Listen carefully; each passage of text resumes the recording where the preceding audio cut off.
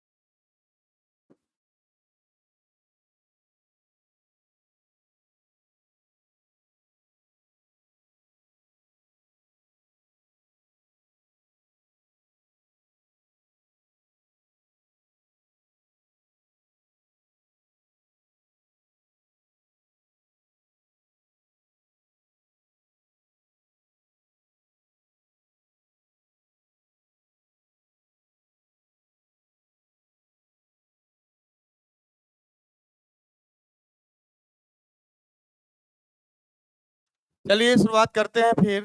Number आपका पहला आपका क्रिया विशेषण आता है और दूसरा आता है आपका संबंध बोधक अव्यय। दूसरा आपका आता है संबंध बोधक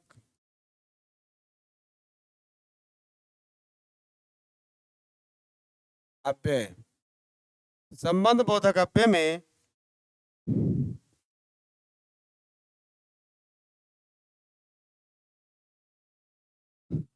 संबंध का अर्थ होता है, कहीं कहीं आप रिश्तेदारी समझ लीजिए, और यहाँ रिश्तेदारी किसका होगा? संज्ञा और सर्वनामों का।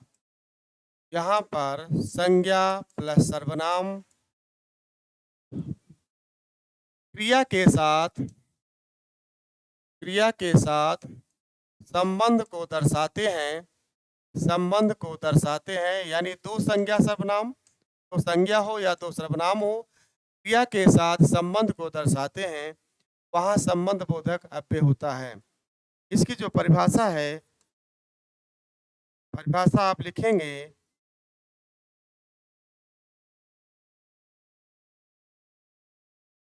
ऐसे आभिकारी शब्द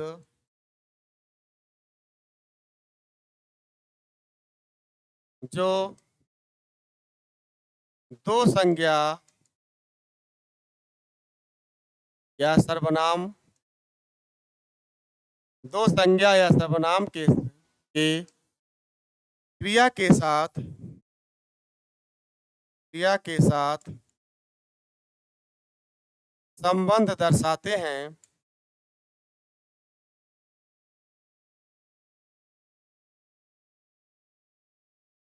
संबंध दर्शाते हैं, संबंध बोधक अव्यय कहलाते हैं।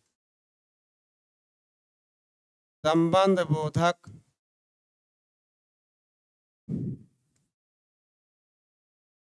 अव्यय कहलाते हैं। संबंध बोधक अव्यय कहलाते हैं।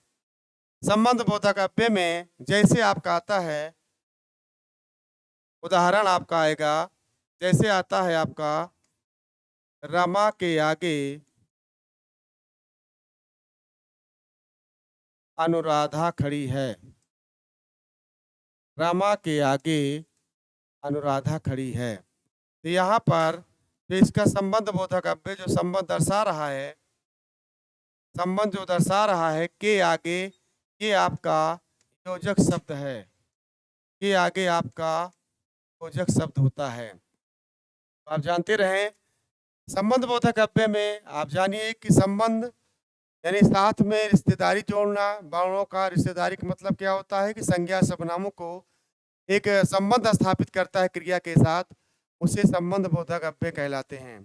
संबंध बोधक अव्यय में जहाँ दो संज्ञा सर्वनामों क्रिया के साथ संबंध का बोध कराते हैं, संबंध को दर्शाते हैं, उसे संबंध बोधक अव्यय कहते हैं। जैसे आपका रमा के आगे अनुराधा खड़ी है। चलिए आगे चलते हैं, एक बार देख लीजिए।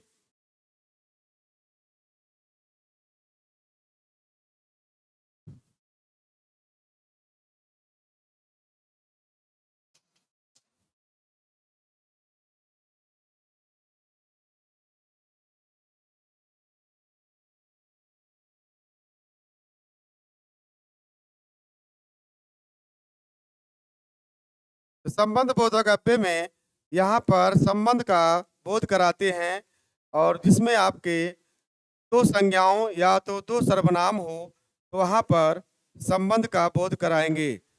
यहाँ पर आगे चलते हैं। रमा के आगे अनुराधा खड़ी है। दूसरा उदाहरण है मोर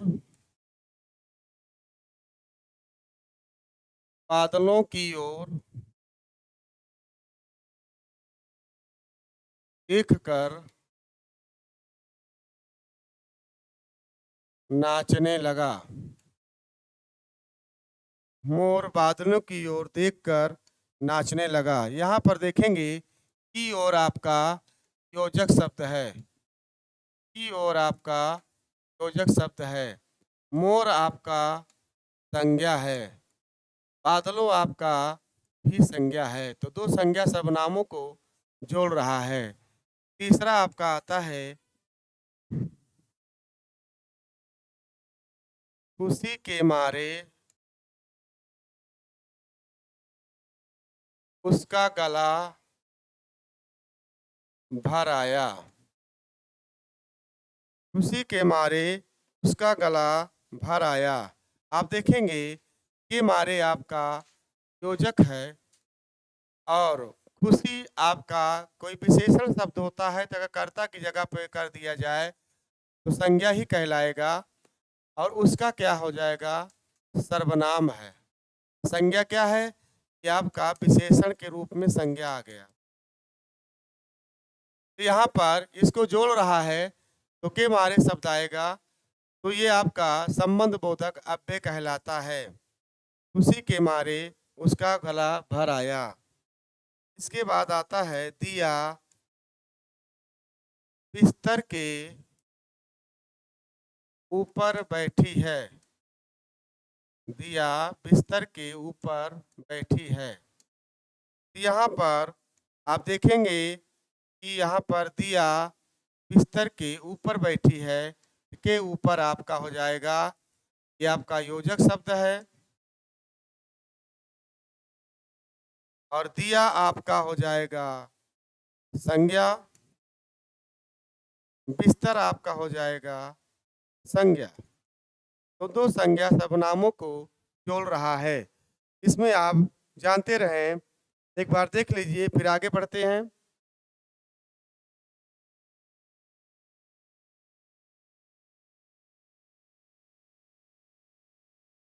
अगला पॉइंट है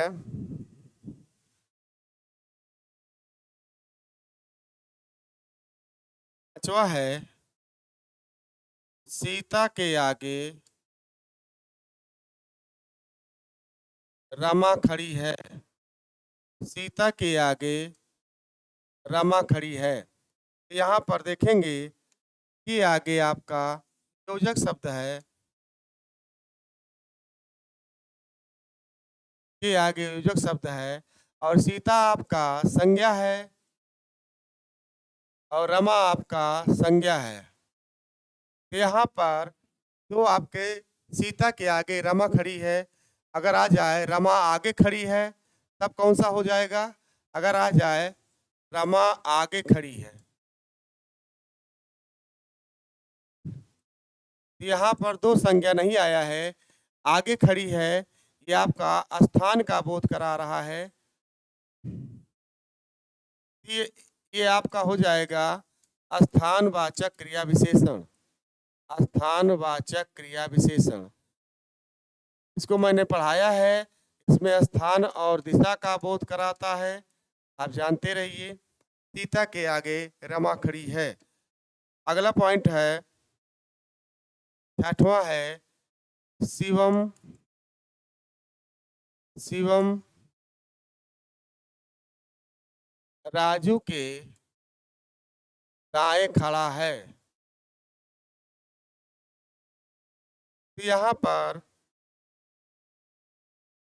ये दाएं आपका जो बोध करा रहा है, ये आपका योजक शब्द है और शिवम आपका संज्ञा है, राजू भी आपका संज्ञा है।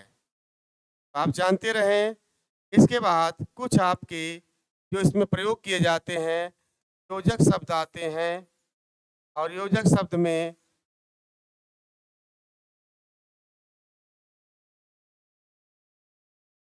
शब्द में आपके के पीछे आता है, के आगे, के अंदर, के वास्ते, के अतिरिक्त, के वास्ते, के अतिरिक्त, के पीछे, ये सारे आपके आते हैं। और इसके बाद के पूर्व, अंदर, पीछे, के पूर्व, अंदर, पीछे, आगे, ये सारे आपके योजक शब्द प्रयोग किए जाते हैं। इसमें आपके ये के पीछे, के आगे, के अंदर, के वास्ते, के अतिरिक्त, के पूर्व, अंदर, पीछे, आगे, ये सारे आपके प्रयोग किए जाते हैं। आप इसको जानते रहें। अगला पॉइंट चलते हैं, फिर एक बार देख लीजिए। संबंध बोधक अव्यय आप लोग जानते हैं कि जहां पर दो संज्ञा सर्वनामों का क्रिया के साथ संबंध को दर्शाते हैं, वहां पर संबंध बोधक अव्यय होता है। तो ये सारे मैंने आपको उदाहरण बताए। सीता के आगे रमा खड़ी है, शिवम के दाएं खड़ा है ना। और ये सारे योजक शब्द हैं। देख लीजिए, फिर आगे चलते हैं एक बार।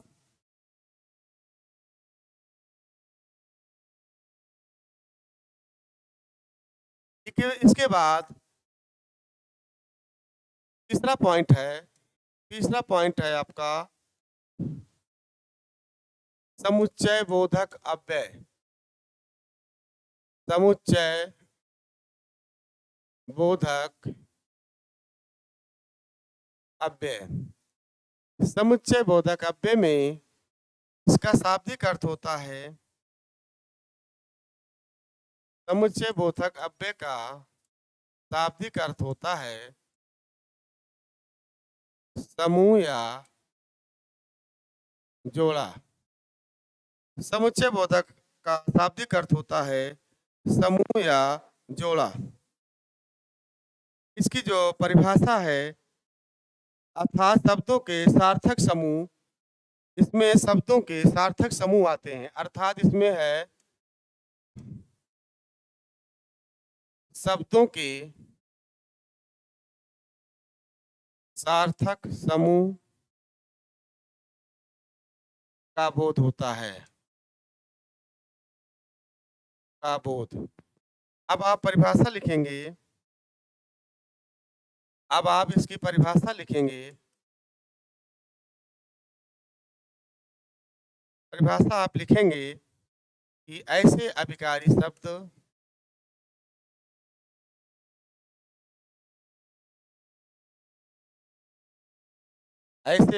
शब्द जिसमें शब्दों ऐसे अभिकारी शब्द इसमें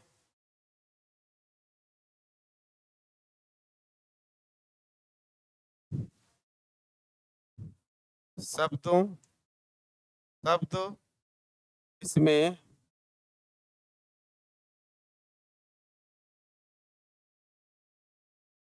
शब्दों वाक्य वाक्यांशों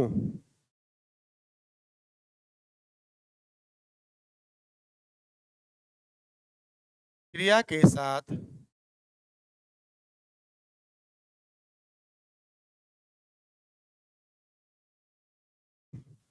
क्रिया के साथ जोड़ने का कार्य करते हैं, जोड़ने का कार्य करते हैं।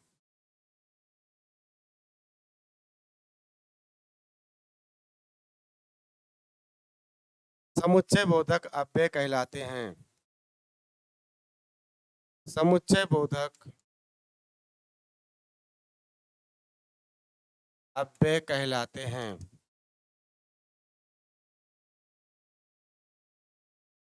तो आप जानते रहें कि ऐसे अभिकारी शब्द जिसमें शब्दों, वाक्यों और वाक्यांशों, शब्दों, वाक्यों और वाक्यांशों के जोड़ने का कार्य करते हैं, तो वहाँ क्रिया के साथ समुच्चय बोधक अव्यय कहलाते हैं।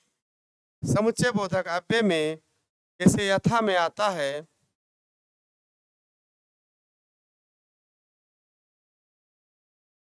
यथा में आता है किंतु, परंतु, किंतु परंतु, इसलिए,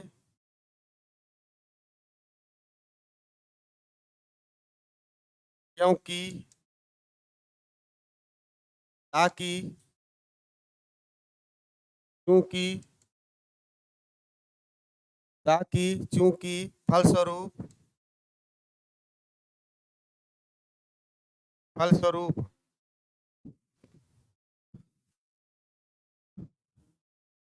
और, या, ना, अथवा आदि का प्रयोग होता है। जैसे आगे चलते हैं, देख लीजिए। समुच्चय बोधक अव्यय का शाब्दिक अर्थ होता है समूह या जोड़ा, अर्थात शब्दों के सार्थक समूह का बोध कराते हैं। ऐसे अभिकारी शब्द जिसमें शब्द, वाक्यों, वाक्यांशों, क्रिया के साथ जोड़ने का कार्य करते हैं, समुच्चय बोधक अव्यय कहलाते हैं। किंतु परंतु, इसलिए, क्योंकि, ताकि, चूंकि, फलस्वरूप और या अथवा आदि का बोध कराते हैं। चलिए, इसमें आप जानते रहिए, एक बारीकी चीज आपको बताते हैं। इसमें जो वाक्य प्रयोग होता है, प्रयोग या संरचना के आधार पर, प्रयोग या संरचना के आधार पर वाक्य तीन प्रकार के होते हैं। प्रयोग या संरचना के आधार पर वाक्य तीन प्रकार के होते हैं, आप लोग जानते हैं। नंबर एक आता है आपका, पहले तो आता है आपका सरल वाक्य या साधारण वाक्य या सामान्य वाक्य। दूसरा होता है संयुक्त वाक्य, और तीसरा होता है मिश्रित वाक्य। आप जानते हैं सरल वाक्य में तो जोड़ा नहीं जाएगा, संयुक्त वाक्य और मिश्रित वाक्य ये जोड़ा जाता है। सरल वाक्य और संयुक्त मिश्रित वाक्य ये समुच्चय बोधक अव्यय में प्रयोग किए जाते हैं। समुच्चय बोधक अव्यय में प्रयोग किए जाते हैं। संयुक्त वाक्य आप लोग जानते हैं, संयुक्त वाक्य स्वतंत्र होते हैं, ये किसी न किसी से योजक शब्दों के द्वारा जोड़े जाते हैं। मिश्रित वाक्य स्वतंत्र नहीं होते हैं, इसमें एक प्रधान वाक्य होता है और एक गौड़ वाक्य होता है।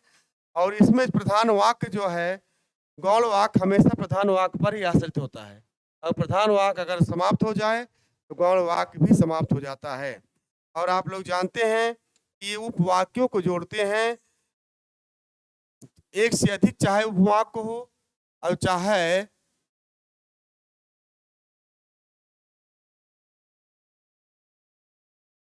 दो वाक्य हों, एक से अधिक वाक्य हों या दो वाक्य उपवाक्य हों, ये सारे आपके योजक शब्दों को जोड़ते हैं। उपवाक्य, उपवाक्य और उपवाक्य, और यहाँ पर योजक शब्दों के द्वारा जोड़ा जाता है, योजक शब्दों के द्वारा जोड़ा जाता है। आप जानते रहें, आगे चलते हैं। प्रयोग एवं संरचना के आधार पर वाक्य तीन प्रकार के होते हैं, सरल वाक्य, संयुक्त वाक्य, मिश्रित वाक्य। समुच्चय बोधक अव्यय में उपवाक्य तीन उपवाक हो गए, एक उपवाक्य हो गया, एक उपवाक्य हो गया, एक उपवाकोक। योजक शब्दों के द्वारा जोड़ा जाता है। आप जानते रहें। आगे चलते हैं फिर। जैसे राम पढ़ता है, उदाहरण जैसे लिखेंगे, राम पढ़ता है,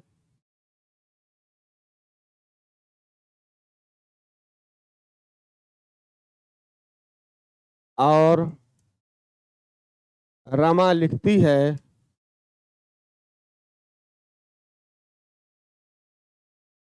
तथा राधा नाचती है, तथा राधा नाचती है। आप जानते रहें, राम पढ़ता है, रमा लिखती है, राधा नाचती है, ये आपके हो जाएंगे उपवाक्य। ये भी उपवाक्य है और ये भी उपवाक्य है और ये भी उपवाक्य है। तो आप जानते रहें, योजक शब्द आपका ये होगा। ये योजक शब्द क्या कर रहे हैं? उपवाक्यों को जोड़ रहे हैं।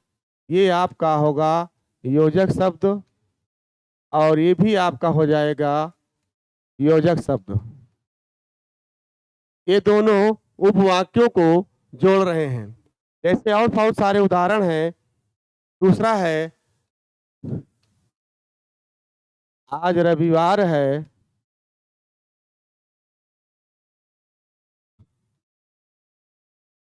इसलिए बाजार बंद है। यहाँ पर योजक शब्द क्या होगा? इसलिए। इसलिए दोनों उपवाक्यों को जोड़ रहा है ना। तो ये आपका वाक्यों का योजक हो जाएगा, वाक्यों का योजक हो जाएगा।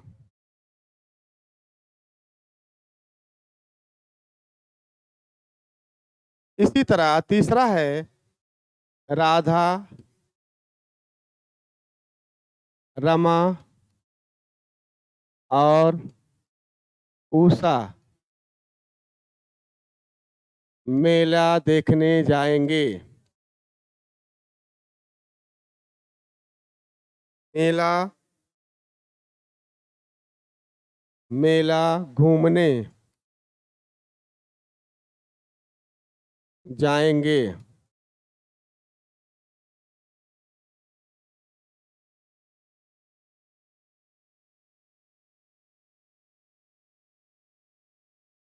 जाएंगी, मेला घूमने जाएंगी। तो यहाँ पर और शब्द जो आ रहा है, और शब्द इसमें आपका ये योजक शब्द है, और शब्द योजक शब्द है, और ये शब्दों का योजक कहा जाएगा।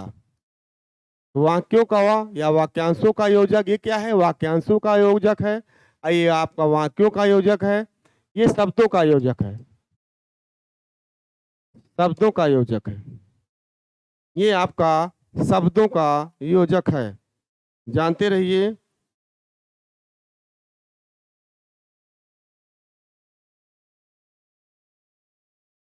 और बहुत सारे उदाहरण हैं। चौथा है, वह विनम्र है, तथापि क्रोधी भी है। वह विनम्र है तथापि क्रोधित भी है। इसमें आपका शब्दों का योजक कौन सा होगा? तथापि। शब्दों का योजक होगा आपका तथापि। ये आपका योजक शब्द है। शब्दों का योजक क्या है? योजक शब्द है, योजक शब्द। तो ये सारे बहुत सारे उदाहरण हैं इस तरह। ये उदाहरण आपके समुच्चय बोधक होगा, जहाँ शब्दों का योग जोड़ा जाता है, वाक्यों को जोड़ा जाता है, वाक्यांशों का जोड़ा जाता है। जैसे पांचवा है,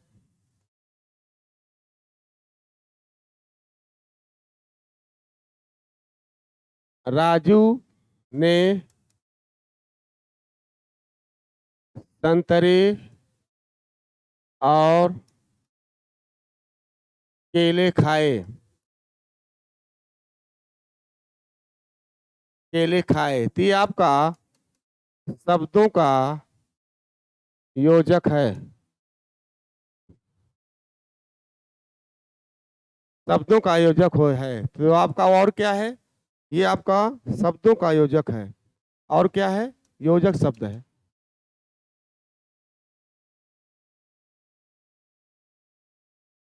अगला है, छठवां है, बादल छाए मगर बारिश ना हुई। बादल छाए मगर बारिश ना हुई। ये सारे आपके आएंगे। मगर आएगा, मगर योजक शब्द है। और इस तरह सातवां है, ना राम ना श्याम। तो ना शब्द आया है, ये आपका योजक शब्द है। या आठवां है, राम या श्याम। ये भी इसी तरह है, योजक शब्द है।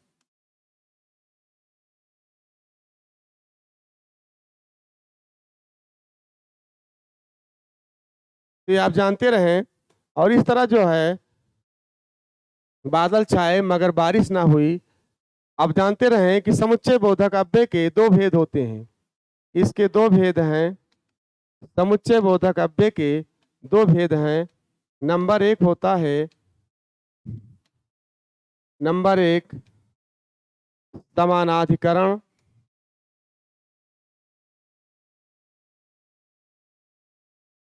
समुच्चय बोधक अव्यय,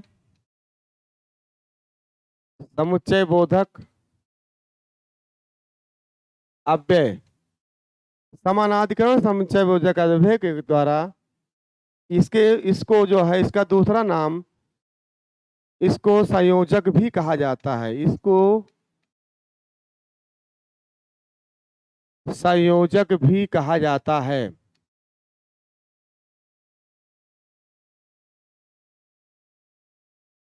और दूसरा है समानाधिकरण समुच्चय बोधक, इसको संयोजक भी कहा जाता है। और इसके बाद दूसरा है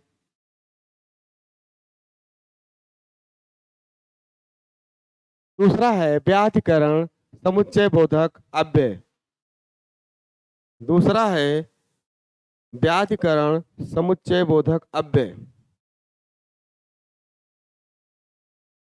लिख लीजिए, व्याधिकरण समुच्चय बोधक अव्यय। व्याधिकरण समुच्चय बोधक अव्यय को आप जानते हैं, व्याधिकरण समुच्चय बोधक अव्यय। और इसको जो है विभाजक भी कहा जाता है। इसको विभाजक भी कहा जाता है।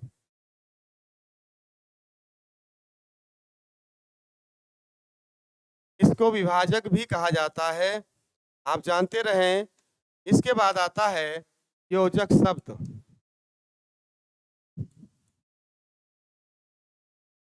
योजक शब्द इसमें आते हैं आपके किंतु,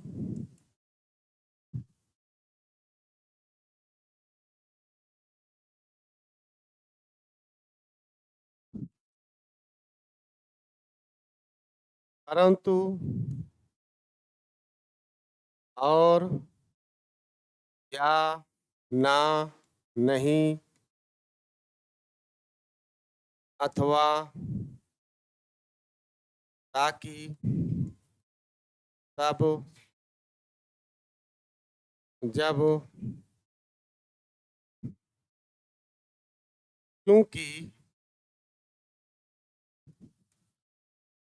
फलस्वरूप, वास्ते, या, ना, नहीं, चूंकि, फलस्वरूप, वास्ते, तथापि, यद्यपि, तथापि, यद्यपि, ज्यों ज्यों, या त्यों त्यों। ज्यों ज्यों या त्यों त्यों।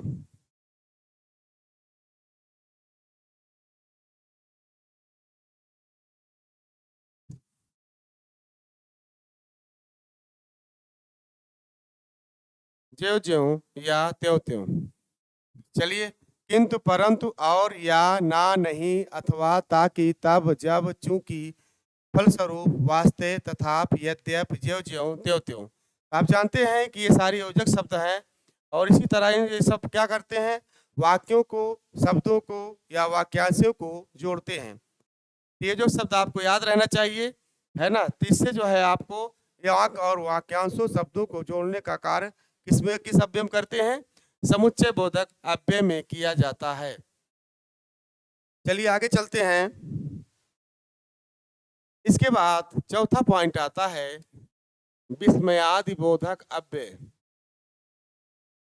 विस्मयादि बोधक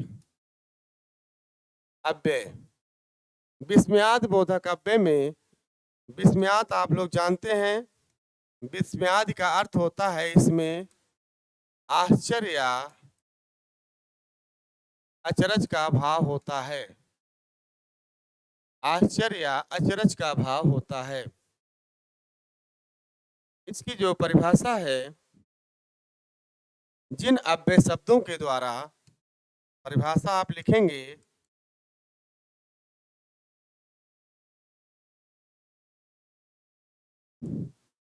जिन अव्यय शब्दों के द्वारा,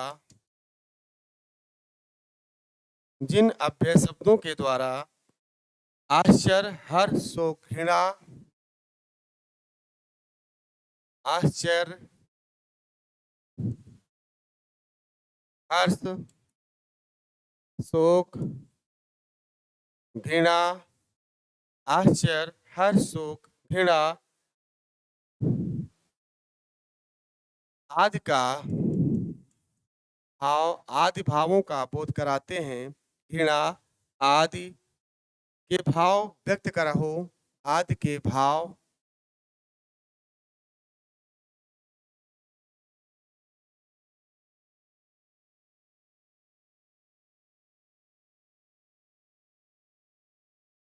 भाव का बोध कराते हैं।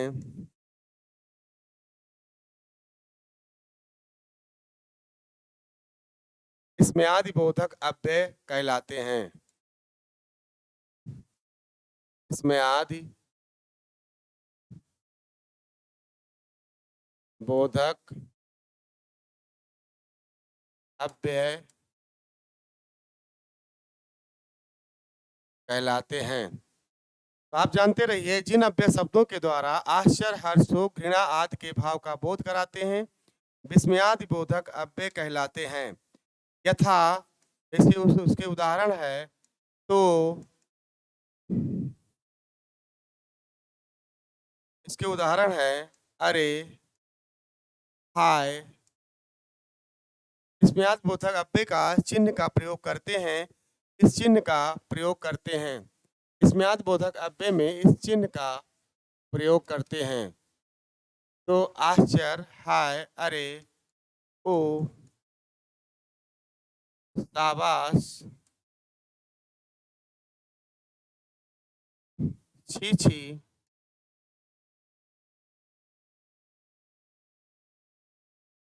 शाबाश, छी छी, अजी, रे,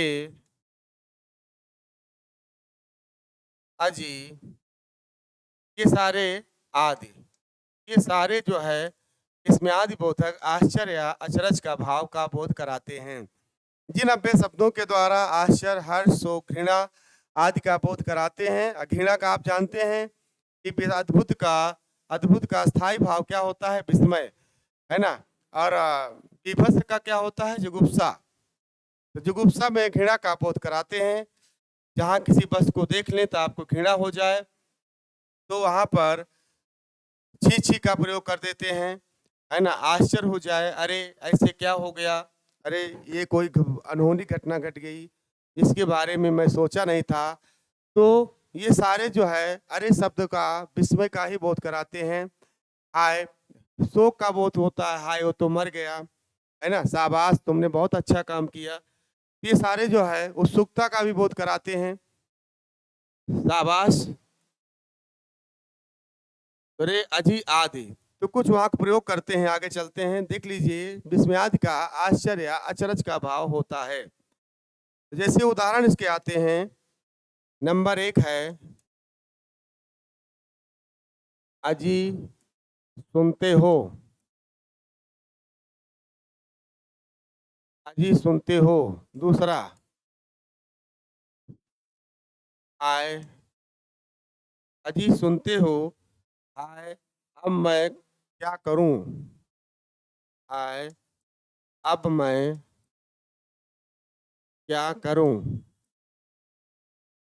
तो यहाँ पर संबोधन का यहाँ विस्मयाद होता है। तो यहाँ पर देखिए विस्मयाद बोधक वाक्यों में प्रथम आते हैं।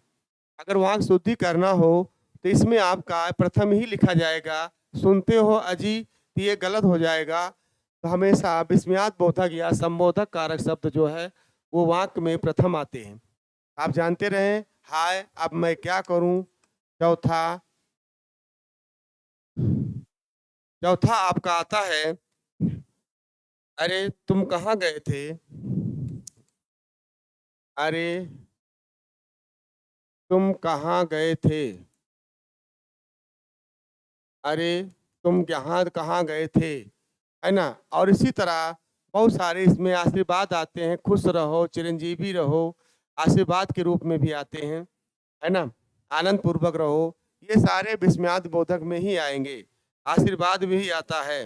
इसके मुख्य रूप से आपके 7 भेद होते हैं। तो 7 भेद, आप विस्मयाद बोधक कितने भेद होते हैं, 7 भेद होते हैं इसके। कितने भेद होते हैं, 7 भेद होते हैं। तो आप जानते रहें, पहला तो आता है हर्षबोधक,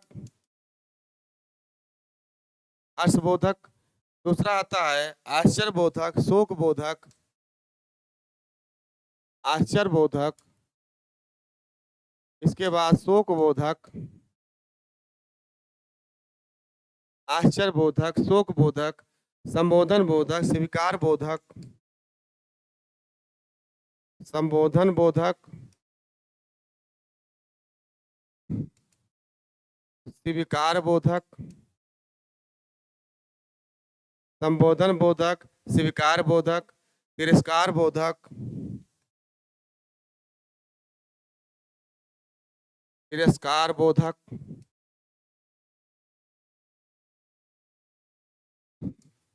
तिरस्कार बोधक। तो हर्ष बोधक में एक और आता है, उसको कहते हैं अनुमोदन बोधक, अनुमोदन बोधक। ये आप जानते रहें, इसका आता है आपका 1 2 3 4 5 6 7। हर्षबोधक में जहाँ पर प्रसन्नता का बोध कराता है वहां पर वह होता है वाह, वाह वाह, आहा, शाबाश। ये जो है हर्षबोधक होता है। आश्चर्यबोधक में वाह, ऐ, ओहो, ऐ, ओहो, क्या, ये सारे आपके, ये सारे बोध होते हैं। और शोक बोधक में आप जानते रहे, आ, उफ, ऐ, आ, उफ, राम राम, त्राहि त्राहि। ये सारे आपके आते हैं। और संबोधन बोधक में आपका आता है अजी, अरे, रे, अजी, अरे, रे, ओ। ये सारे के साथ विसर्ग लगा रहता है। स्वीकार बोधक में आपके आता है हाँ, ठीक, जी हाँ, अच्छा, हाँ, ठीक, इन सब के साथ ये सब लगते हैं। और तिरस्कार बोधक में छी, अरे,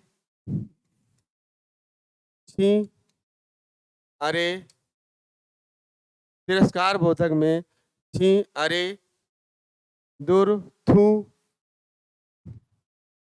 दूर, थू, चुप, ये सारे आपके ये रहते हैं, चुप रहते हैं। तो चुप, छी, अरे, दूर, थू, चुप, ये सारे तिरस्कार बोधक आते हैं। और अनुमोदन बोधक में किसी का अनुमोदन करना हो तो आप जानते रहें, ठीक, वाह, हाँ हाँ, ठीक, वाह, हाँ हाँ, शाबाश,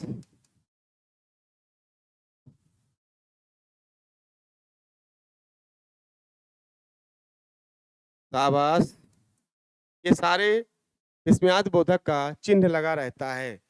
तो ये अनुमोदन बोधक होता है। तो विस्मयाद बोधक मुख्य रूप से 7 प्रकार के होते हैं। तो कहीं कहीं 8-9 भी दिए रहते हैं, लेकिन यहाँ पर मुख्य रूप से आपके 7 प्रकार ही होते हैं। तो आप जानते रहें, विस्मयाद बोधक का आश्चर्य या अचरज का भाव होता है।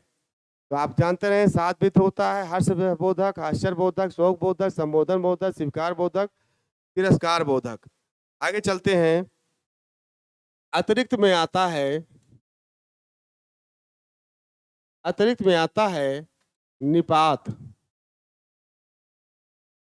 और निपात में आप जानते रहें, निधन पात, निधन पात होता है। और निपात का जो सब प्रथम प्रयोग जो है महर्षि यास्क ने दिया था। महर्षि यास्क ने इसका प्रयोग किया था। इसके 2 भेद बताए थे।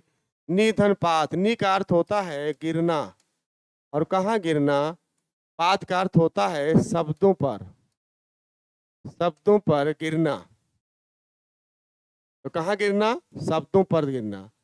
तो यहाँ पर अर्थात इसका क्या हो जाएगा, शाब्दिक अर्थ होता है, शाब्दिक अर्थ होता है शब्दों पर बल प्रदान करना, शब्दों पर बल प्रदान करना, ये होता है निपात। निपात का अर्थ होता है शब्दों पर, महर्षि यास्क ने इसका नाम दिया है। इसका अर्थ होता है शब्दों पर बल प्रदान करना।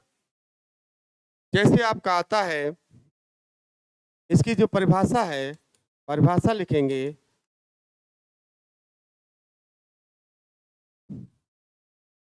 इसकी जो परिभाषा है लिखेंगे, जो अव्यय शब्द, जो अव्यय शब्द संज्ञा या सर्वनाम या विशेषण या क्रिया विशेषण के साथ लगकर उनके अर्थ में, या क्रिया विशेषण के साथ लगकर उसके अर्थ में विशेष प्रकार के बल देते हैं, उसे निपात कहते हैं।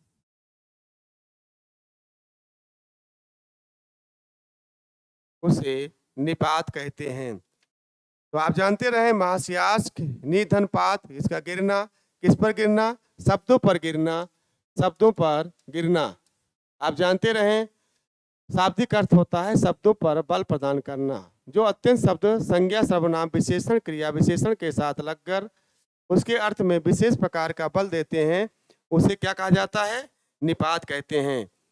निपात में कोई लिंग वचन नहीं होता, निपात का कोई लिंग वचन नहीं होता। आप जानते रहें निपात का कोई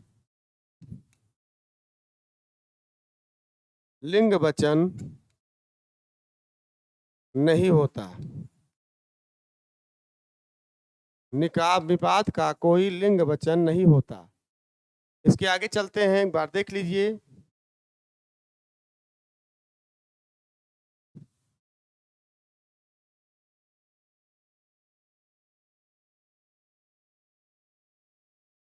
चलिए आगे चलते हैं।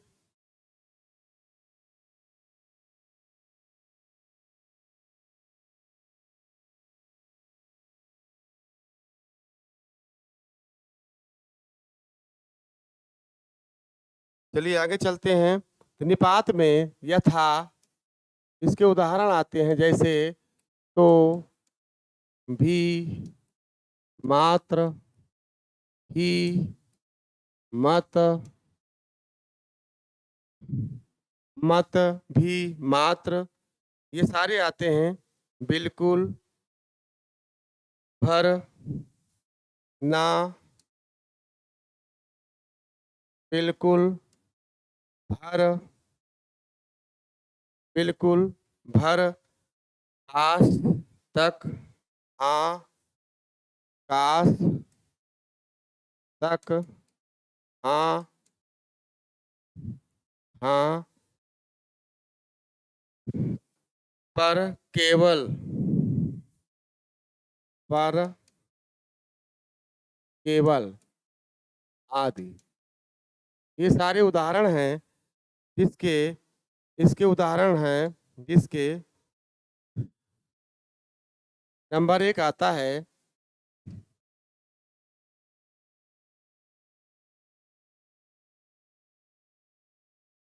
मैं प्रयागराज ही जाऊंगा।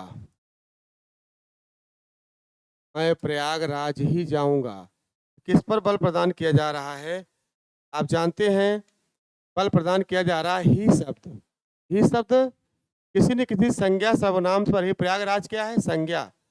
संज्ञा सर्वनाम पर ही बल प्रदान कर रहा है, बल प्रदान कर रहा है। मैं प्रयागराज ही जाऊंगा।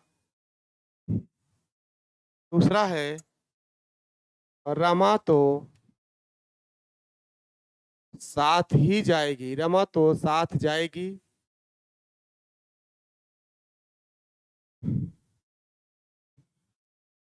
रमा तो साथ जाएगी। रमा तो की जगह पर अगर हम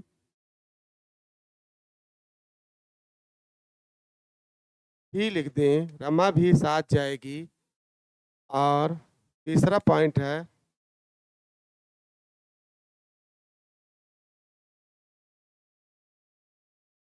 अनुराधा तो नहीं जाएगी। अनुराधा तो नहीं जाएगी। इसमें आपका जानते रहिए, तो शब्द आया है। निपात इसमें कौन है? भी है, तो है, ही क्या है? निपात है, और तो भी निपात है, भी क्या है? निपात है। तो आप जानते रहें। आगे उदाहरण चलते हैं। चलिए आगे चलते हैं। चौथा पॉइंट, चौथा पॉइंट है आपका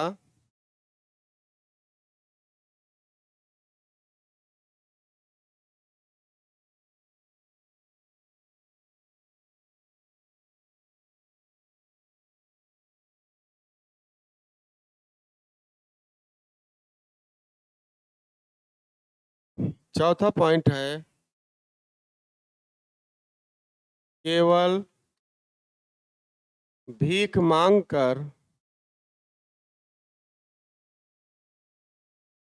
गुजारा तो गुजारा नहीं हो सकता।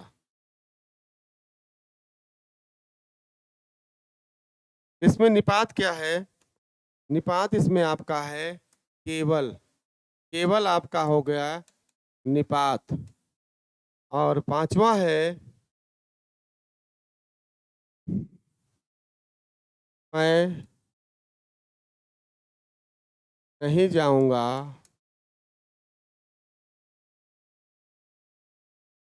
मैं नहीं जाऊंगा। मैं नहीं जाऊंगा, नहीं जाऊंगा। या इस तरह आप कह सकते हैं,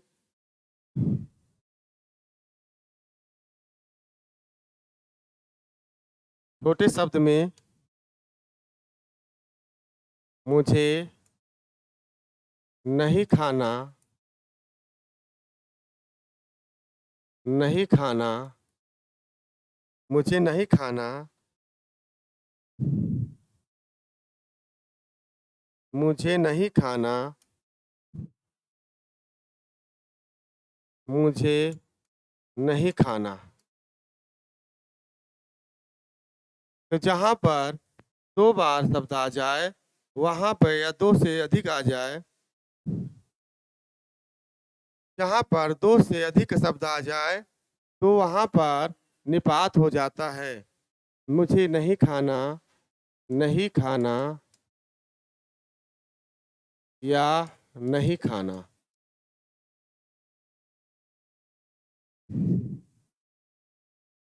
इसका जो आपका आता है, जहाँ दो से अधिक वाक्य आ जाए या जहाँ पर दो से अधिक, जहाँ पर यहाँ नहीं जाने का, नहीं खाने पर बल देने के कारण निपात भी बन जाएगा। यहाँ पर, यहाँ पर नहीं खाने का पर बल देने के कारण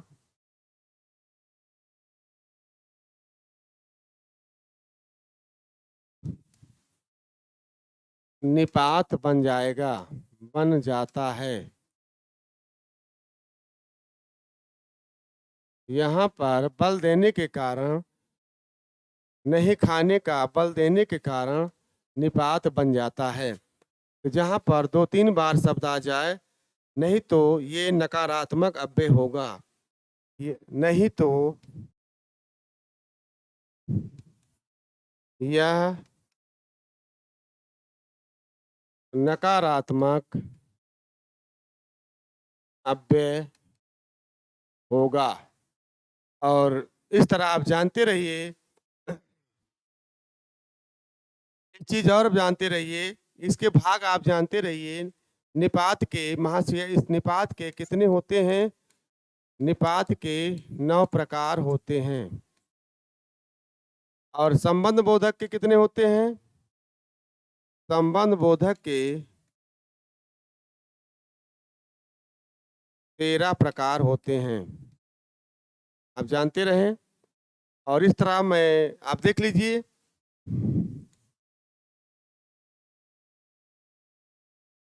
केवल भीख मांगकर गुजारा नहीं हो सकता।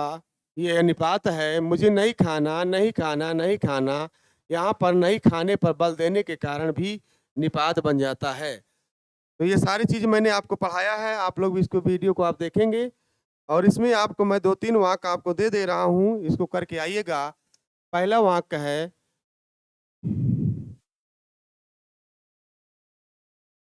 रमा के सामने सांप है। रमा के सामने सांप है। दूसरा है,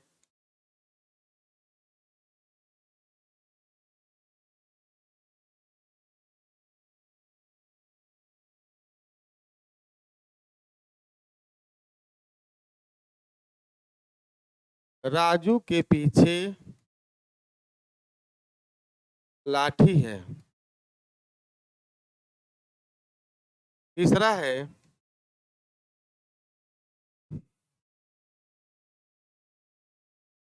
ना राम आएगा, ना श्याम जाएगा, ना श्याम जाएगा।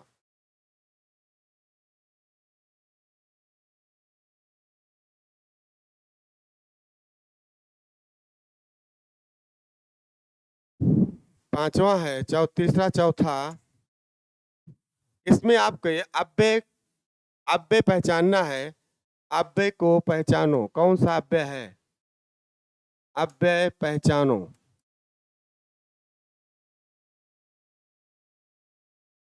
आज वर्षा होगी। आज वर्षा होगी। पांचवा,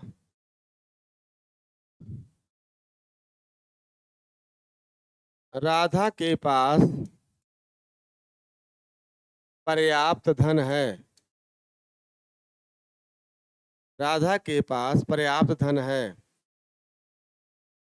तो ये सारे आपको मैंने 5 दे दिया है और इसको आप लोग कर करके इसको आप करेंगे और मैसेज भेजेंगे और इस तरह समय समाप्त हो गया। और आप लोग जो है इसको आप देखना हो तो आप जो है दृष्टिकोण ऐप पर पहले प्ले स्टोर पर जाइए, फिर दृष्टिकोण ऐप पर उसको जो है लोड करिए दृष्टिकोण ऐप को, और उसके बाद आपको वहाँ पर इसके आपके पीडीएफ मिल जाएंगे। और इस तरह जो है ये आपके मैंने आपको अव्यय पूरा पढ़ा दिया है और इसको आप देखेंगे तो इसमें बहुत सारे उदाहरण दिए गए हैं, परिभाषा सहित है। तो इसको आप जो है देख करके इसको लाइक करिए और सब्सक्राइब करिए। और इस तरह मैं आपको कल इसका प्रश्नोत्तरी कम से कम 30 क्वेश्चन 35-40 क्वेश्चन आपको बताऊंगा। तो इस तरह आपको बहुत सारे इसमें क्वेश्चन मिलेंगे जो आपको पेपर में आने की संभावना है। तो कल फिर इसी समय इसी टाइम मिलते हैं, तब तक के लिए थैंक यू, धन्यवाद।